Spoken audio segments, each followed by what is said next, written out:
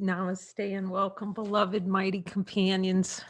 Like, we need Jesus to show us just how beloved we really are. I don't know if you noticed how happy I am to talking about Jesus. Who knew that? When I was like avoiding that at all possible costs before. And now I'm like so happy to say, okay, let's ask Jesus what he is. Let's ask Jesus everything.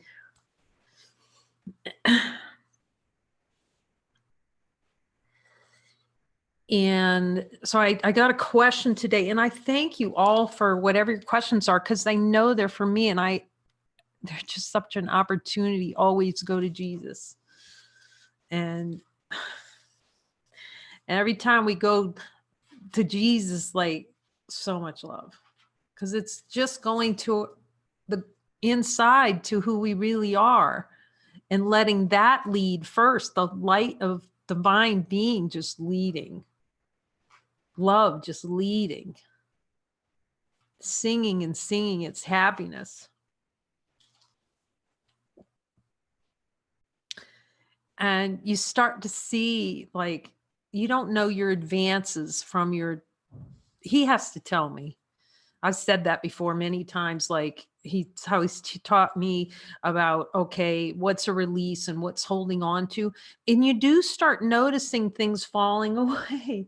Like today, first of all, to be handled, since as everyone knows really clearly, I don't speak Spanish.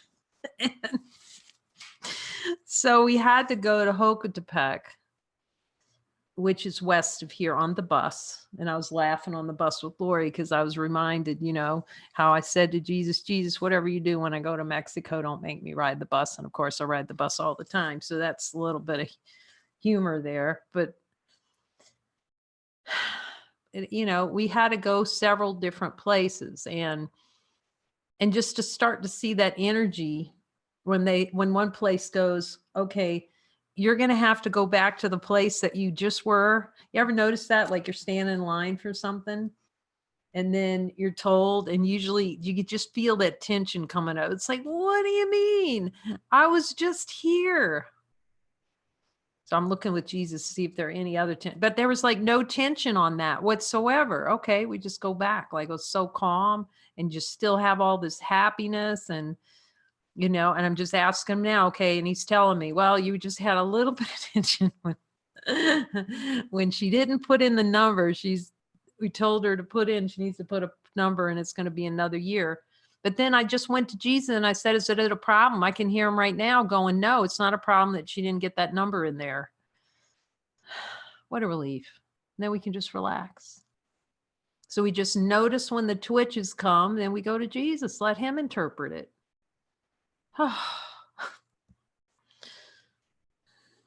So easy. And then meanwhile, we're like totally in the miracle following Enrique around like puppies, basically, as he goes around. Because I can't remember, for some reason, it's not a complicated town, I would tell you.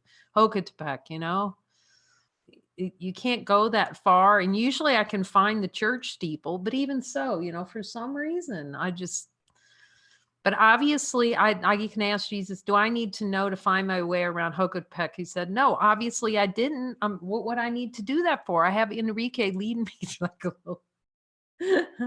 Now, the K character, who had to do it all itself and had to have the map coordinates and would have had to draw on a map before, even if Enrique was going, I would have had a map. Where do we go? Like I went there, I didn't have a clue really of where to go, like no idea where in Hocotepec to go. And so I saw Enrique sitting out there this morning and I said, Enrique, do you know where we're going? I have like no idea.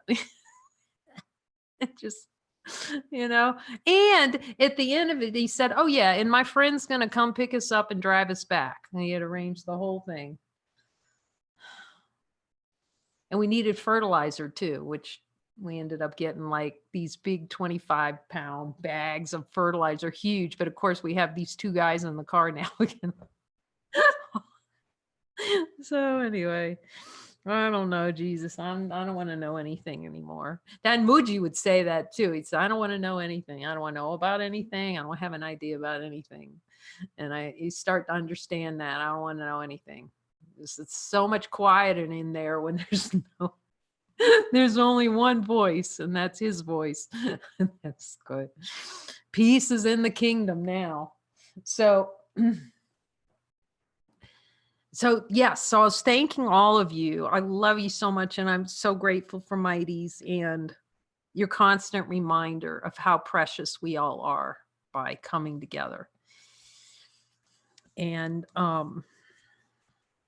so we can just be reminded to constantly listen and speak, right? He's teaching us through listening. Is that what you want me to say, Jesus? And you see me checking in with him. Is that right? I'm getting it right?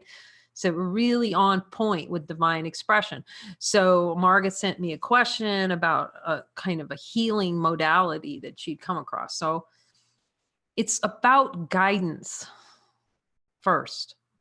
Jesus, is this what's most helpful? Let's just say we find something, because the ego is going to come up with so many distractions not to forgive. It's you can ask Jesus, it's legions. And I could see that desperation, like the play of desperation, desired experience. I'll just not say the desired experience, desperation. Like when the body's not feeling well and trying to find something in form, like as I told you about the Whole Foods hunt. Whole Foods is a store in the United States that it's just like rows of healing, organic whatevers. And that big fat book of all the healing cures for natural healing. So the first thing is, Jesus, what's most helpful? Is this for me? That's the most helpful. If you're not hearing them clearly, do a joining in light session with your brother and say, Jesus, do I have any desires not to hear you clearly on this? And usually you'll find a couple if you're not clear. And just clear them with your brother, because it's for everyone that we're doing this together.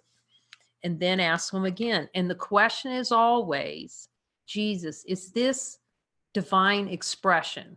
That's what I ask them. When somebody asks me something, that's my only question to Jesus. Oh my God, so much love in that. Is this an expression of divine being? All that it is, total and complete.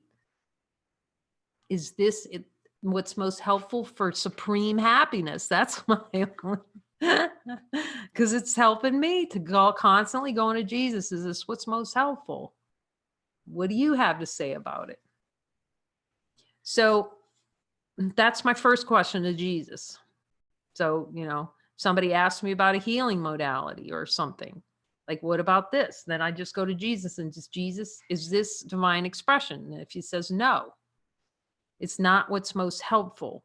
And I'll tell you, with me, if you're asking me that, chances are really good, just because, I go to Jesus on everything, as we all do, as we're all learning to, if we're not sure that we do. But as I've said many times, all the beings that come to this, you guys all can hear them. Everyone can hear them, but there's more we're getting into willingness. We're going deep in the course. So now the willingness is, are we willing to see what's true about any appearance and form? If it's a pill, if it's a, sign up for electroshock therapy, whatever it is. And there's only one question. Jesus, is this most helpful for healing my mind? And with me, he's always going to say, come to me. That's it. And you see the happiness that comes, like, okay. So, and again, in the course, he's reminded me, he says, what's it for? So let's just say we find, and I was looking at all of them, all kinds of these electrical devices that you get hooked up to, and wheatgrass animals. Look, I was drinking 8 wheatgrass. Oh my God, I couldn't stomach that stuff. And I'm still going, because it was supposed to get me to be healthy.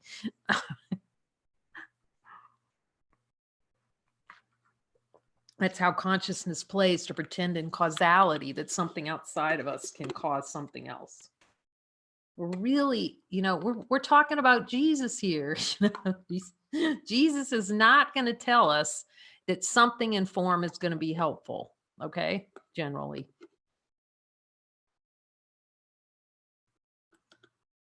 I want to be really clear on this. He says for some beings, he knows where their thought process and their beliefs are, so he'll use those modalities. Because he knows, it's not the fastest way. Okay, so here's the question.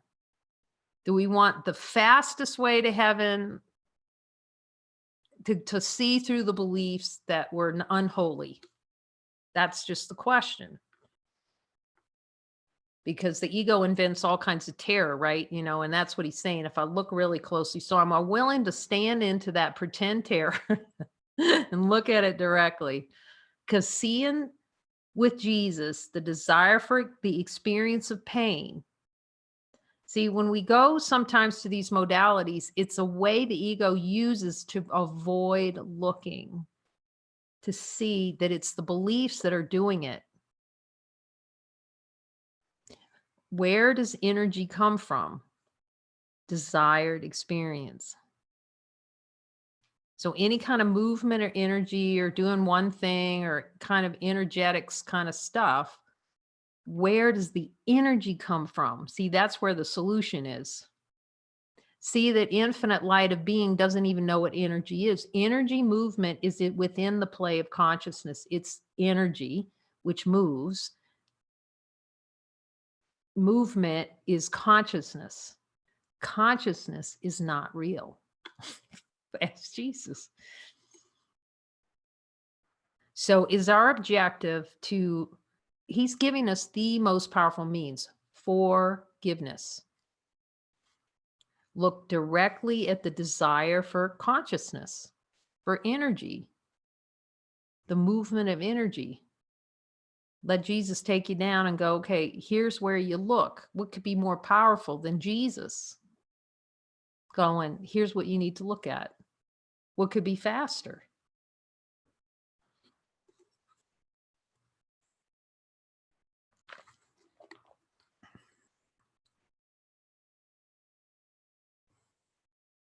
I'm asking Jesus because at one point they were talking about some kind of energy device or something. I don't know if it got downloaded to Helen. If somebody knows about that, you can write in to me about it. But I'm asking Jesus, and he's just saying at this time, that's not particularly helpful. I can hear him like clear as a bell. Look at the beliefs and desires with me. Look directly. See that you're light. There's nothing in form that can help you see that you're light because you're already light.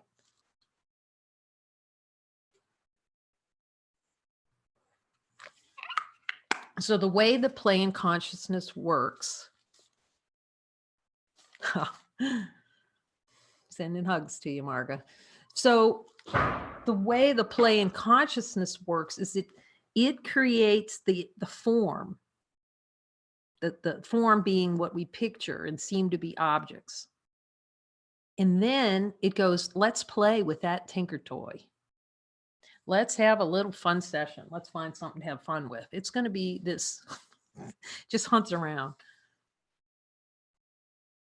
Now, this is clear water. This is it's clear water. But if I told you that you're suffering from coronavirus and this contains antivirus, you jump this and drink it. That's how consciousness works. You see, it's just a label on it, and then to an alcoholic, you say, this is 90 proof vodka, same thing. Do you see? So the eyes come to something and they see it. And then the thoughts come, oh, this will do X. But then we can take it to Jesus. Jesus, in truth, in honesty of God, does this in this bottle, does it do anything? And hear what Jesus says. In truth, in honesty of God.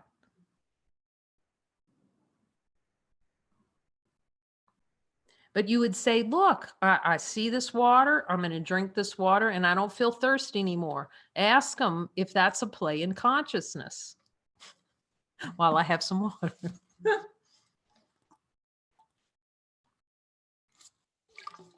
This doesn't mean we're giving up water.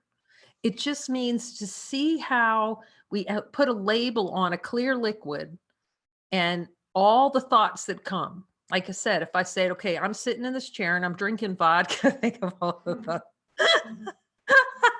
See, can you see? She's trying to give satsang and she's drinking vodka or whatever. Or it's just water. Or I wonder if that's filtered water. Or do they filter their water in Mexico? It's the beliefs on what it is. We put all this association on things. So you can ask them about thirst. Jesus, does water actually take away thirst? It's a play in consciousness. That's deep. So we think that so consciousness creates the bottle and then wants to have an experience as though drinking something makes it feel better.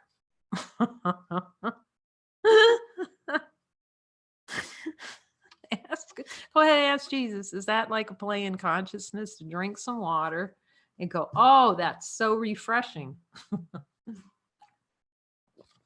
The question is it doing anything? So it doesn't mean you become the divine light. You're not drinking anymore. It just means you just don't take it seriously. You recognize that how consciousness plays in little thought factories and makes little thought stories about something, doing something, whether it's water or it's, you hook yourself up to a little machine like they do, to see is a truth machine or whatever it is. Just ask Jesus, is that machine in truth actually doing anything?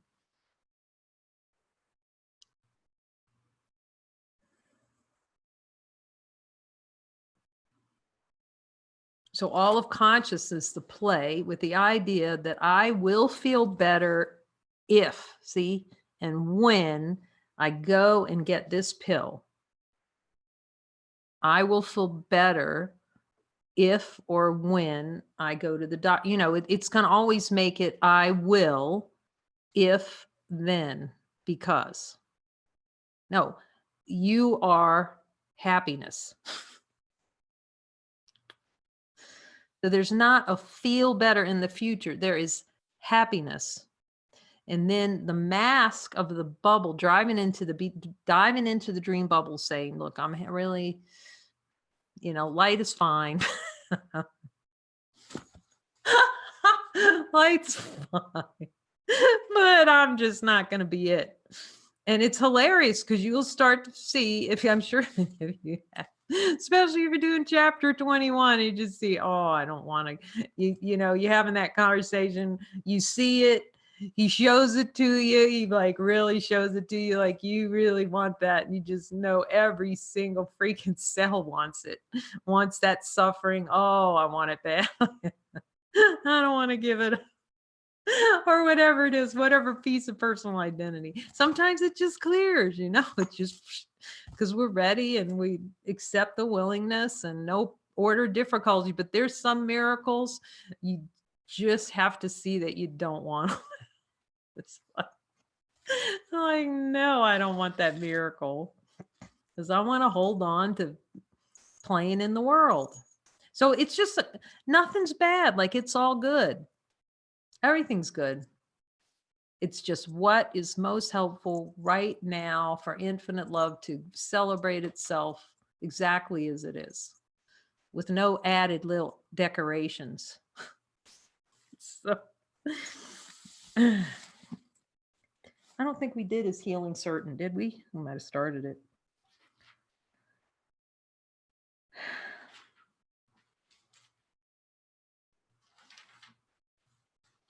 Yeah, we did. Yeah, how can it be wasted? So, oh, yes, this is what we're doing. Should healing be repeated? Let's ask Jesus, is healing certain? Yes, because we're light first. As he said, the time we take, are we going to dither around anymore? Just look with him at the, oh, gee, like I'm sitting there. Oh man, I just relish this timeline so bad. Oh, I want to stretch it out so bad and not be divine. But it's honesty of God. At least we see it, and we got someplace to go with that. We can laugh with Jesus. It's really hilarious because when we do light circles, you can just hear everybody laughing when they get down. Sometimes we're not laughing because if we take it seriously, we're not going to laugh. But when you really get shown by Jesus, like how badly to be how badly suffering is relished, then you start laughing when he shows you because you know he's right. It's funny. Okay, should healing be repeated?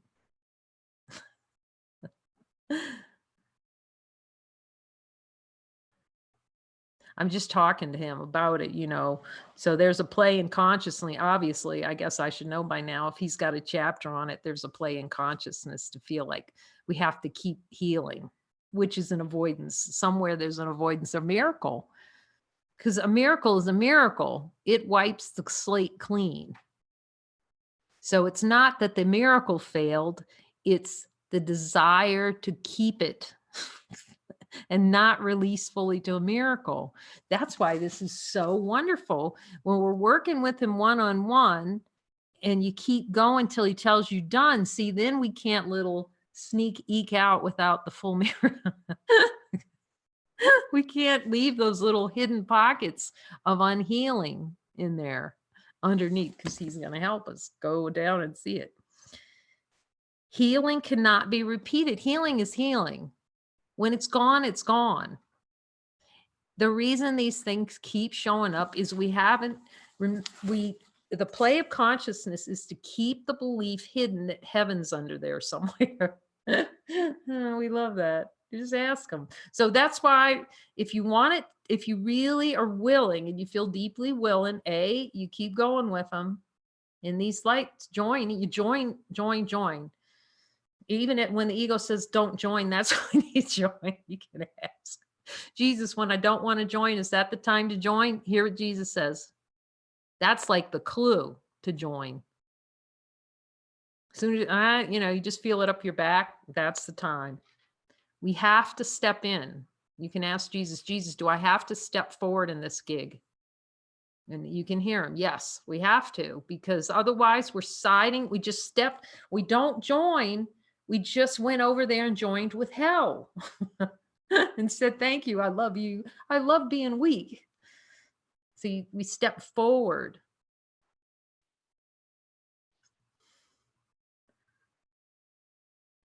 You have to be brave. Somebody's asked me about brave today, bravery. Yes, you have to be brave until you see you're beyond brave. Till you finally admit we're beyond brave. We're infinite. It's just like that's faith. It's trust and faith, 100%. Trust and faith cannot be a 25% deal. Ask Jesus. It can't be. It's got to be all in. That's for me. Oh, because sometimes we want to have a little 25% faith. No, 99 point. Jesus, look, I'm going to give you everything, 99.99. No, because if God was giving us 90, he wouldn't be giving us everything. It's either everything or it's everything to see that we're everything. Otherwise, we're holding back from ourselves some little portion of the kingdom of heaven. So healing is 100%. It's the withholding miracles from ourselves that make it seem like the healing hasn't occurred. So that's why he's reminded me, this is a great topic. Jesus is in control of the atonement. And it seems like you would have think I would have seen that But obviously, I didn't really grasp it until I started talking to him full time. Because obviously the play of consciousness didn't want to grasp that. But once it's accepted, and we spend this time on chapter 20, so he's really helping us hone to find all those little pockets. And we're joining to find all those little pockets. You'll see clearly and recognize exactly why it seems at times healing does not feel complete. Because there's a hidden little, I'll give you everything except this, this little catacomb to the left. Just you keep trying to steer Jesus right past it.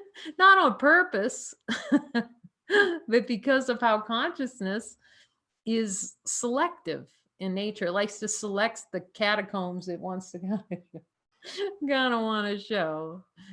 Keep its little catacombs. So go. I'm asked him, is it helpful? It was helpful. I can just say it was helpful for me as soon, like the moment. I just, the whole thing switched in the decision-making process as soon as I could see, okay, admit there's light here. And I think I've told that story. I'm sitting in this amazing, oh, there's miracles in that place. I think I've talked about it. This little pond in Monte Sahaja, and Muji sends you out, and you go and you do inquiry, and you ask, okay, is the light here? And you go through all the attributes. Is it infinite? You could tell, okay, there's light here. It's infinite. And having all these experiences, like, wow, I am faster than the sky, and all these wonderful seeings that, yes, there's infinite light here, there's infinite love.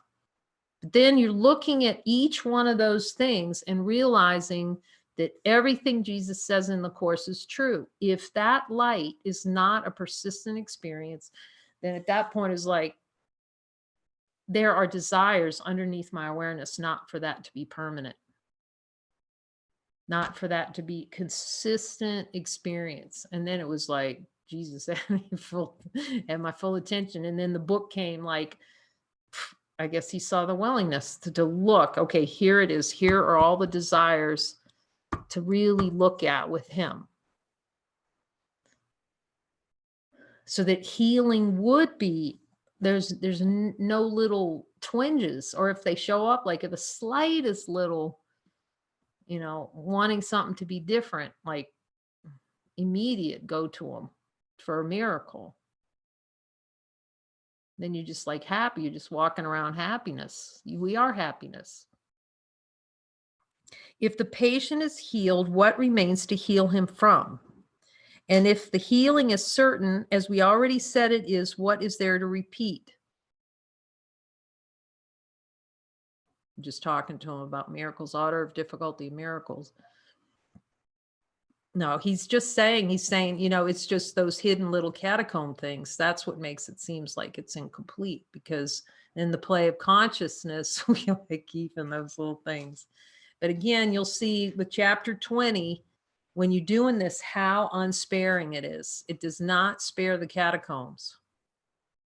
And once, like from here, as soon as I saw, it was like, wait a minute, really getting what he's saying, that it's all, everything that arises is desired experience. Boy, as I've said to a couple of people, I was just looking, and he's showing me everything in chapter 20, and I'm seeing how many of those, oh my God, and that one too, and that one. So I still want that one, and I still want that one. But it's the way out, man. You just know, like, he's got your full attention for me. And then it was like, okay, now it's straight looking. Like that beautiful, we watched The Last Mimsy. That little girl goes, we have to look. It was great. Wasn't that just awesome? We have to look. I have to look. She's like all of about 5 going, I have to look. We have to look. And then it becomes, I have to look. It's not like a maybe. It's a must. must look with Jesus, no exceptions. And then I started looking, particularly anything having to do with the desire for it to be difficult or awakening to be hard or all those. I'm asking, those are good ones to clear with you early. He says, yes. Otherwise, here we are trying to wake up and making it hard on ourselves, and having an experience like waking up is horrific. But remember, he says this need not be. This need not be. And as I've said, because we could see the plane, I could see the plane consciousness. At first, I didn't see it was desired. And he's reminding me once again, like I'd wake up in the middle of the night and all this, it just felt like energy movement, like up my spine and all these kinds of things. I'm asking him now, that's a lot of times it's just release, because we're forgiven all day. And then it's just it's the just freeing out, dumping all that subconscious tension out. But the ego's going, oh my God, I'm dying. So we must ask him, because we don't know what healing is. You can ask him, Jesus, do I even know what healing is? He says, no, you don't. Do I know when a miracle's occurring? I just asked him. He told me, no, you don't. Ask him, Jesus, do I know when a miracle's happening? No. How about that? So we have to ask him. We have to ask him for miracles, which miracles, and we have to ask him whether or not that's a miracle. Because the ego will say, oh, I got a miracle, and still hide a little pocket, hide its little fiefdom. For a teacher of God to remain concerned about the result of healing is to limit the healing. That's why we go to Jesus. Is this complete? He's got to tell us, because the ego will sit there and be worried. No, I haven't really healed yet. We cannot do this without Jesus. It's so clear. He controls the miracles, which ones to perform, at which time, what's the miracle that's needed? Is the miracle been accepted? Can I have one? Am I ready for one? Has it been accepted? Then we're just so on point with him. I'm asking him. Yep. It is now the teacher of God himself whose mind needs to be healed, and it is this he must facilitate. He is now the patient, and he must so regard himself. Oh man, that is helpful. It's like the flip, then you hear it talked about and you just see it with Jesus, to be like a little child on everything. What about this, Jesus? What about that? Well, what about this? Because then we're admitting we're the patient. And that's one reason why for here it was necessary to really stop coaching for a while. I had to leave that. And to come and be the patient. Because that's a play in consciousness a lot of times, to keep the habit in place, because then there's someone to heal. It was very helpful for a long time because it helped. He trained me. That's how he was doing training, through all that coaching in prison and looking at beliefs. And I mean, the number of like health things too. Like I had no fear. I could look at any kind of health thing. I can see he was training right there, and look at the underlying beliefs and desires. And just see it was all love. Even before A Course in Miracles, I could see it was all a false means to try to get a false sense of love. So it's helpful for a time. But when he tells you to drop it, then you drop it and go inward for yourself. Because it can be a big avoidance. Because there's otherness in it. There's someone else to heal. We have to be the patient. And it can be an avoidance. You can ask them. It'd be a real avoidance of inward looking.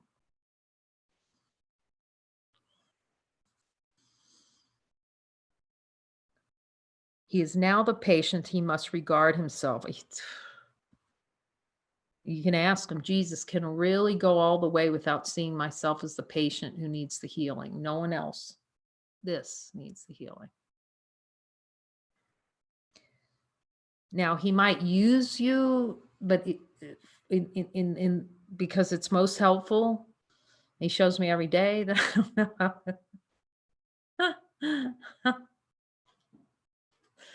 And it seems like there's another, but you know for true that there's no other really. It's for you somehow, and he knows what's best. But there's no one else out there to heal. He has made a mistake and must be willing to change his mind about it. He lacked the trust that makes for giving truly, and so he's not received the benefit of his gift. See, he lacked the trust. So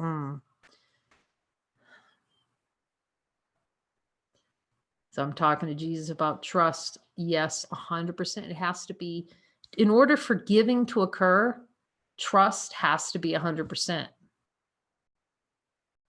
Can't even explain that. You have to get them show it to you. It's by direct experience that discovered it. Because giving and receiving are the same, and it only occurs through 100% trust. Trusting that it's the same. See, it collapses it into one. Giving and receiving is one through trust. Settles every problem. It's trust. Remember, is that little barometer of the up cycle. Up to God. Trust 100%. Trust is to cease to question divinity. 100% trust is ceasing to question divine nature. It's no longer questioning, what about this? What about that? Well, how about that? What if that goes sideways, upside down? That's what the uncertainty is. All fear has a question about identity under it. It's questioning. Fear is a way that consciousness plays to question identity.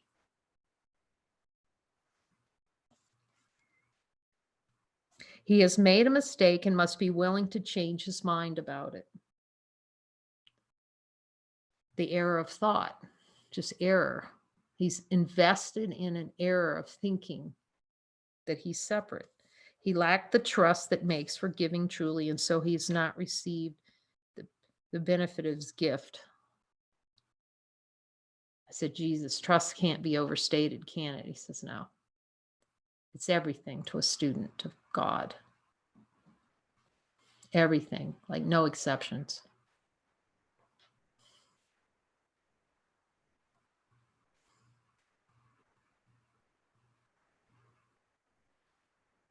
Trust and willingness, like they're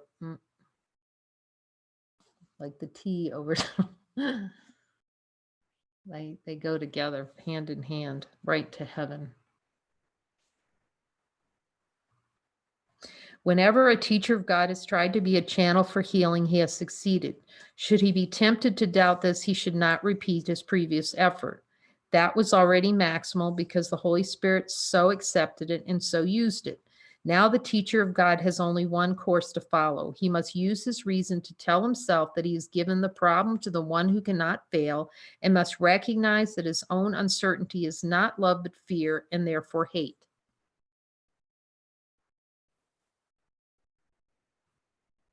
So I just had to ask Jesus. I said, so Jesus, what you're saying is every time we feel fear, we can just say, no, what I really desire is to experience hate. And he says, yes. Huh? I have a desire for experience hate right now. We call it fear. I have a desire to experience hate. The same thing. Remember, he said there's only love and hate, but it really has to like bloom on the inside. And we just open ourselves to let him show us directly. Okay, what does this mean, Jesus? And just let him give you the celestial download, give you celestial recognition. His position has thus become untenable, for he is offering hate to one to whom he offered love. This is impossible. Having offered love, only love can be received. Being who you are is giving and receiving as one. That's trust. 100% trust is being.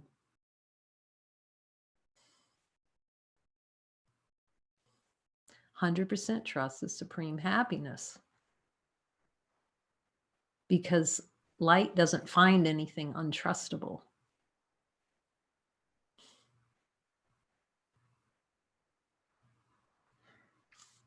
It is in this that the teacher of God must trust. This is what is really meant by the statement that the one responsibility of the miracle worker is to accept atonement for himself. I'm just checking in with him. Jesus, am I willing to accept the atonement for myself? See, if we're going out and being miracle workers, but we're not accepting, what good does that do if we're not accepting the atonement? So just ask him, Jesus, am I avoiding accepting the atonement for myself? And it's good if he tells you no. I mean, it's not a bad thing, because then it opens us up to go, okay, well then show me where.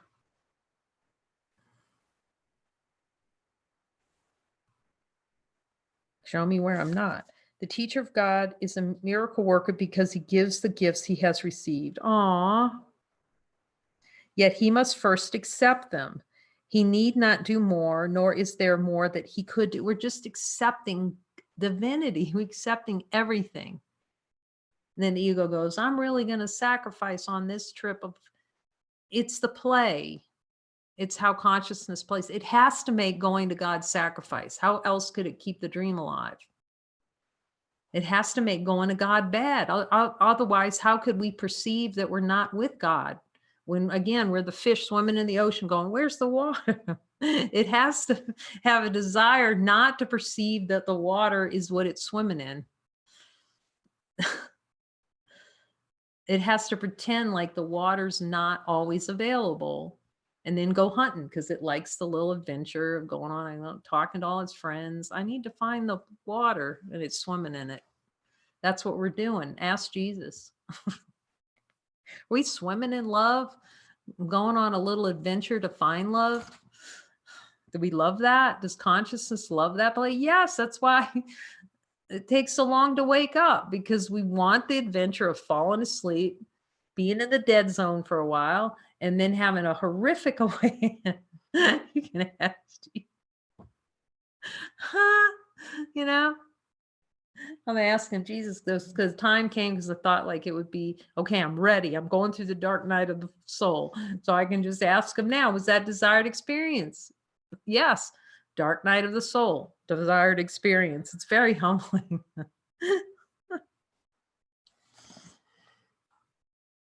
He need not do more. He need do no more, nor is there more he could do. By accepting healing, he must give it. If he doubts this, let him remember who gave the gift and who received it. Oh, that's a good one. That's hard to get around. If you remember that God gives all the gifts, and he gives everything 100%, and he gives it to his son in trust that his son will cherish it 100%, all that's given by God right now.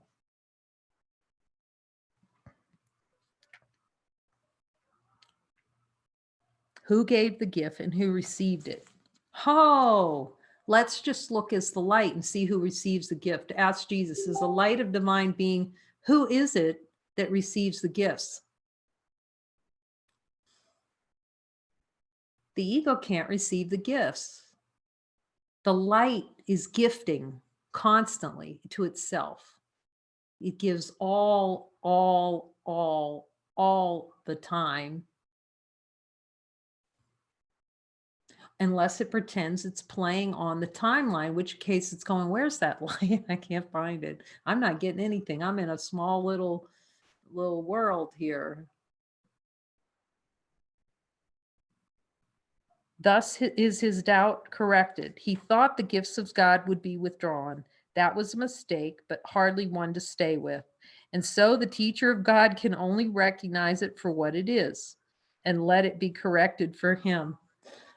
So I walked up to the table, or one of the joining sessions, and someone said, we're giving up all the hot potatoes. We're dropping them. What a great thing. Like if we were to treat this world like one big fat hot potato, He said, that would be good because then you wouldn't be taking it so seriously. Just drop the idea that it's serious. You're a supreme being given everything by the Father, your happiness itself. One of the most difficult temptations to recognize is that to doubt a healing because of the appearance of continuing symptoms is a mistake in the form of lack of trust. Thank you, Jesus. That's why we have to ask him if the miracle has occurred. Do you see? Because you still get those energies rising up sometimes. They're clearing. It's actually the clearing of the suppressed energy. And here it is, right? Giving it to me right now to remind me. We have to be in trust. This is a good question. Are we to be in trust with you right now, Jesus? And he said, yes, always, of course. It's particularly helpful after we've had like these little joining sessions, or because some beings are going, well, you know, the energy still moves. You cannot trust that. You can only trust what Jesus says about it. That's it. Is this clearing, or I'm holding on to something? I'm clearing, just let it.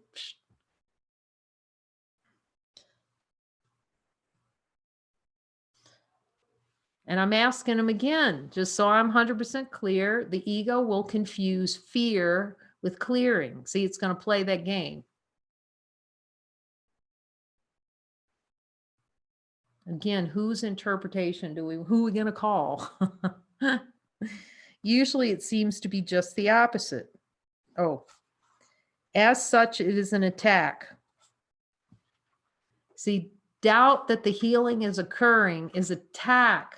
That's why we have to ask Jesus. After, did we get the miracle? Is the miracle complete, Jesus? Otherwise, it's attack. We'll doubt it. I doubt it's happening. All doubt is an attack. I asked him. It makes sense because all doubt, the only doubt you can have is doubt about who you are. And it comes in various ice cream flavors, but it's all the Jesus saying, it's all the same.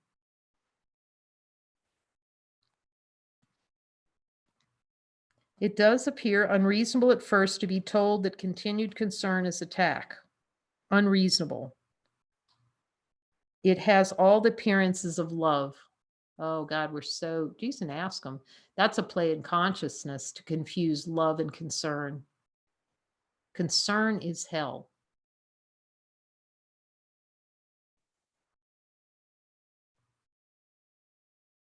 Concern is playing the ego's way. Yet love without trust is impossible, and doubt and trust cannot coexist. And hate must be the opposite of love, regardless of the form it takes. Doubt not the gift, and it is impossible to doubt its result. This is the certainty that give God's teachers the power to be miracle workers, for they have put their trust in him. The real basis for doubt about the outcome of any problem that has been given to God's teacher for resolution is always self-doubt. Okay, here we go. That is a good sentence. The real basis for doubt about the outcome of any problem, we say, Jesus, I don't know how this is going to work out. That's a doubt thought. Doubt thoughts are attack. Doubt thoughts are attack. It's good to remember. Thanks for reminding me, Jesus. Because we're so used to having these thoughts, these doubt thoughts, but every doubt thought is doubt. It's not about, it looks like, okay, if I, whatever the ego's thinking it's going to be doing in the future, okay, whatever assignment we think Jesus gave us. One thought that it's a problem, it's not about whether or not, just say, okay, we're going to sell our car. It's right here, right now, there's infinite light. A thought arises about the car, and then we get into a little kerfuffle about it. See, it's much easier just go, Jesus, what am I doing with that? And just follow through. because he knows we can't be supremely happiness when the mind is pretending like there's a future and we got to figure something out relative to a car or whatever it is. But the doubt is not about, we think the doubt's about the car. Jesus, do I get a car? Or, those doubts. No, the doubt, it's a trick. In the play of consciousness, it's a doubt about who we are. It's to pretend that we don't see that we're light now, but we'll spin. I know. I mean, I've seen the spin out. As I've said, I've gotten mad at people and just been mad for days. Or every time you think of them, you could just feel that smoke rising. It was a desired experience to deny infinite love's here.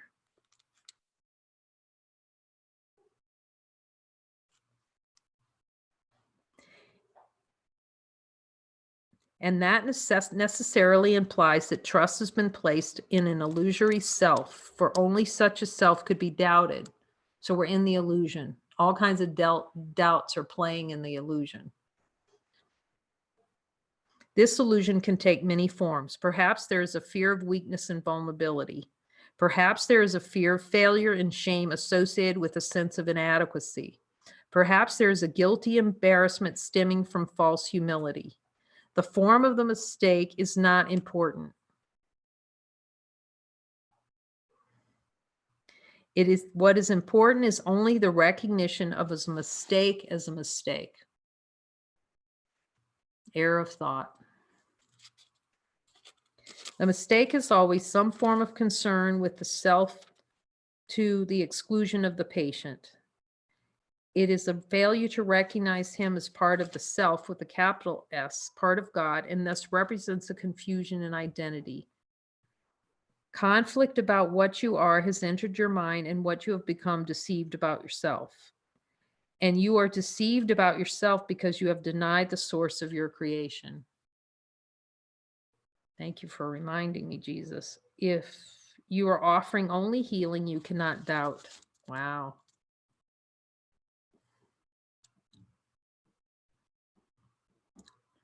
Okay, Jesus, will you show me any places where in my mind where I'm withholding offering healing?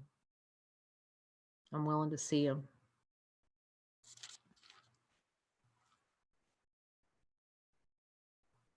If you really want the problem solved, you cannot doubt. If you are certain what the problem is, you cannot doubt. Doubt is the result of conflicting wishes. Be sure. So if we're feeling doubt, that's a great thing. We can ask him what the conflicting desires are. Jesus, I'm feeling doubt. I must have conflicting desires down there underneath in the catacombs. Can we go in the catacombs so I can see those through? Be sure of what you want, and doubt becomes impossible. We want God only, Jesus. We want love only. That's all.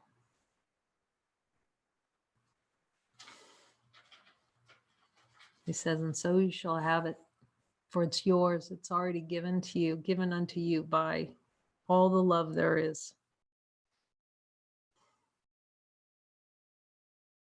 This is my holy, beloved Son, in whom I am well pleased, that have answered the call to come with me beyond the world of form, to celebrate divine love exactly as it is, holy, whole, and complete. The Son and the Father celebrating the one.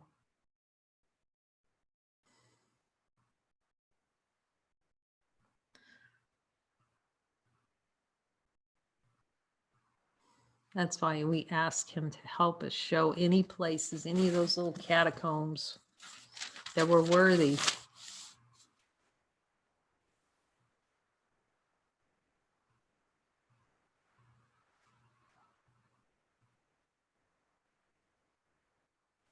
Thank you, Jesus. We love you.